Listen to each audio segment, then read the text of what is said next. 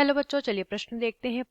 पवित्र उपवन विशेष रूप से इसके लिए उपयोगी होते हैं पर्यावरण संबंधी चेतना जगाने में, मृदा क्षरण को रोकने में, नदियों में वर्ष भर जल के प्रवाह में, दुर्लभ व संकटग्रस्त जातियों के संरक्षण। आइए जानते हैं यहाँ पे हमारे प्रश्न की मुख्य अवधारणा। यहाँ लिख लेते हैं मुख्य अवधारणा। हमारे प्रश्न की मुख्य अवधारणा यहाँ पर संबंधित है पवित्र उपवन के बारे में बताना है। पवित्र उपवन ये जो होते हैं ये ऐसे वन क्षेत्र होते हैं जो कि निर्मित किए जाते हैं। क्यों? जो कि निर्मित किए जाते हैं संकटग्रस्त और लुप्तप्राय प्रजातियों को रखने के लिए। संकटग्रस्त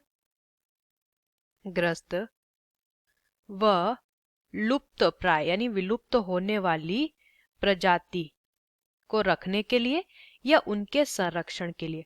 क्योंकि ये जो क्षेत्र होते हैं, ठीक से इसे लिख लेंगे, क्योंकि ये जो वन क्षेत्र होते हैं इन वन क्षेत्रों में वनों की कटाई, यहाँ पर पौधों की कटाई लिख लेते हैं, इनमें पौधों की कटाई, इन वन क्षेत्र में की कटाई पर भी रोक लगी होती है और साथ ही शिकार पर भी रोक लगी होती है, शिकार पर भी रोक लगा दी जाती है।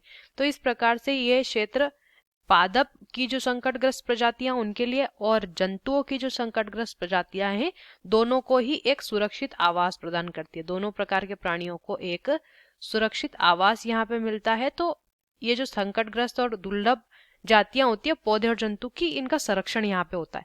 पहला विकल्प देखिए, पर्यावरण संबंधित चेतना जगाने में, तो उसके लिए कई सारे प्रोग्राम, कई सारे आयोजन सरकार द्वारा किए जाते हैं, उसके लिए पवित्र उपवन नहीं बनाए जाते। मृदा क्षरण को रोकने में, ये इसका प्राथमिक उपयोग नहीं है। नदियों में वर्ष भर जल के प्रवाह में, नदियों में वर्ष भर जल के प्रवाह के लिए जो है अलग प्रकार से, जैसे बांध बनाना या फिर जल रोकना या फिर जल का दुरुपयोग ना करना, ऐसी चीजें जो है काम में आती है।